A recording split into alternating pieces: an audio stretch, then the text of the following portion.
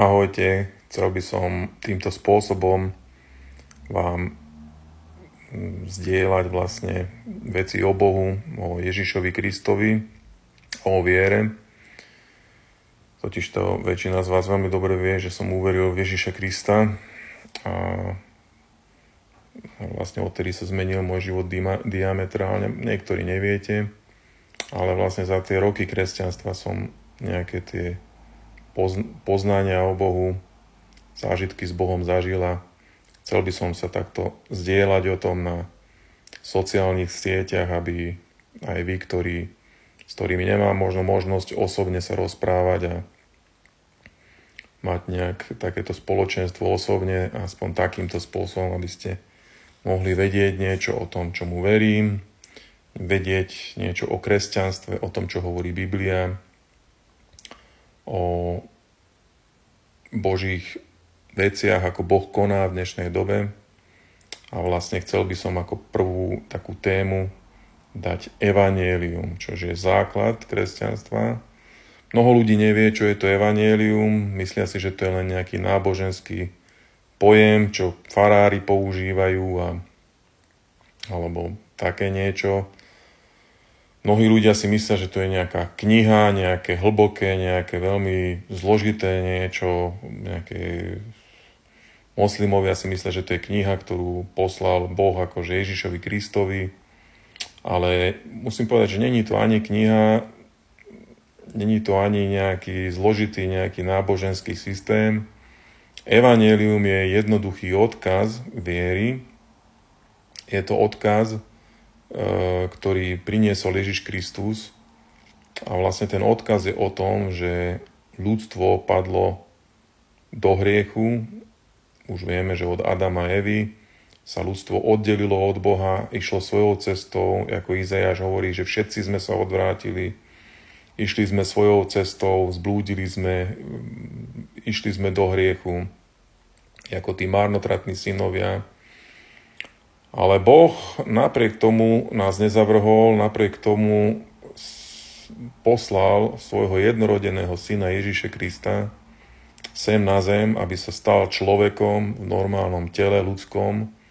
Žil Ježiš Kristus tu na zemi s tým rozdielom, že bol bez hriechu a s tým rozdielom, že okrem toho, že bol dokonalým človekom, teda človekom bez hriechu, bol aj dokonalým Bohom a preto konal divy a zázraky, uzdravoval chorých, kriesil mŕtvych, robil rôzne divy a vlastne slúžil ľuďom, pomáhal ľuďom a bol poslušný Otcovi nebeskému, teda Bohu, ktorý ho poslal.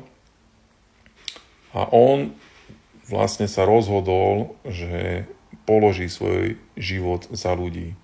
Položí svoj život za ľudstvo, aby tá priepas, tá medzera hriechu, alebo priepas hriechu, ktorá je medzi človekom a Bohom, aby mohla byť preklenutá.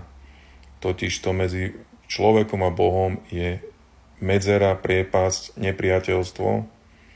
Človek sa stále snaží o samostatnosť, o nezávislosť od Boha a hromadí vlastne to množstvo tých hriechov, ktoré ho od Boha oddelujú.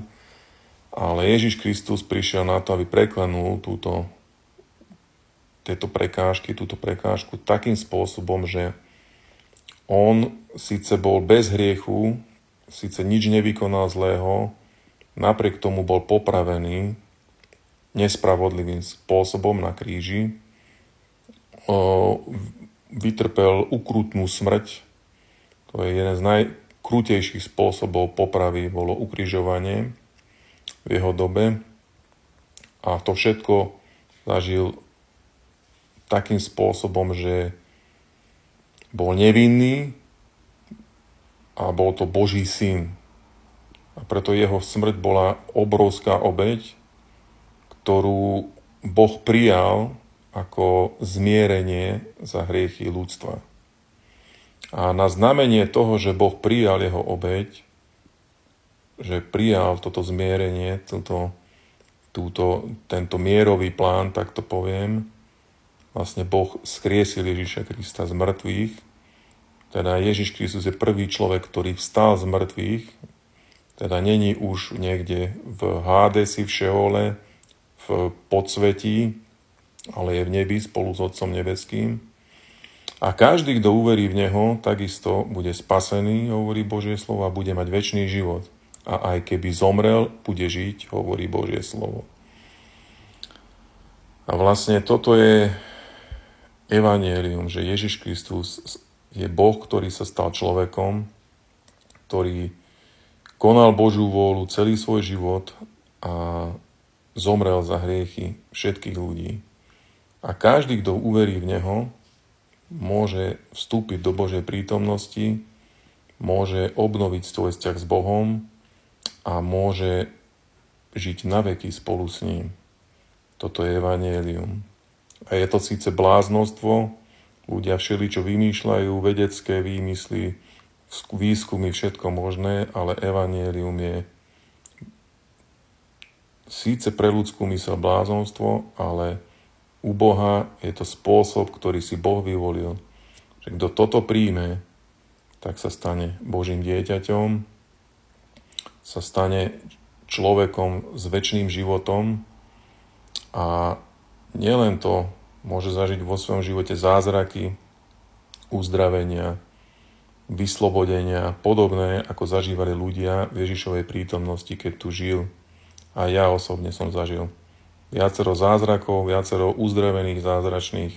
O tom možno, že budem hovoriť v nasledujúcich videách, ale v tomto videu len chcem tento základ položiť, že Ježiš Kristus je Boží syn, ktorý prišiel sem na zem, zomrel za hriechy ľudí a na tretí deň vstal z mŕtvych a každý, kto uverí v Neho, bude mať večný život. Takže nad týmto vlastne sa treba zamyslieť, lebo toto je, povedal by som, uholný kameň dnešnej doby, tejto éry. Pred Ježišovým príchodom neboli takéto možnosti, ľudia nevedeli takýmto jednoduchým spôsobom prijať Božiu spravodlivosť, odpustenie hriechov. Boli aj vtedy síce spravodliví ľudia, ale teraz máme výnimočnú možnosť v tejto dobe prijať ospravedlnenie, teda prijať to, že niekto to urobil za nás. To, čo by sme my mali ten trest niesť, niekto ho zobral za nás a to bol Ježiš Kristus Nazarecký. A preto to je veľmi dôležitý bod, veľmi dôležitý míľnik v celej histórii ľudstva a každý jeden by sa mal nad týmto zamyslieť, že čo to je za vec, že bol tu nejaký človek, ktorý robil divy a zázraky podľa svedectiev ľudí, ktorí žili v jeho dobe. A nielen, že robil divy a zázraky, bol nespravodlivo odsúdený, ale nie len to, ale na tretí deň vstal z mŕtvych. Boh sa nemohol pozerať na to, že je v hrobe niekto spravodlivý, ale vzkriesil ho z mŕtvych. Toto je jedna veľmi silná vec, nad ktorou si myslím, že každý jeden človek by sa mal zamyslieť a venovať tomu patričnú pozornosť, pretože tento svet, tento život v tomto svete berie nám čas, vycicáva energiu, ale potrebujeme oddeliť čas a pozornosť práve na túto vec. Pretože Ježiš Kristus, hovorí Biblia, je ten kameň, ktorý zavrhli stavitelia, ale stal sa úholným kameňom, teda kameňom, ktorý je najrozhodujúcejší v celej stavbe. Preto ťa prosím, priateľu, nezavrhni tento kameň, začni ho skúmať, začni sa dopytovať, začni čítať Bibliu, prípadne mi daj nejaké otázky a môžeme sa rozprávať o Pánovi Ježišovi Kristovi. Prajem vám všetko dobré, príjemné sviatky a verím, že budú ešte ďalšie videjka na ďalšie témy.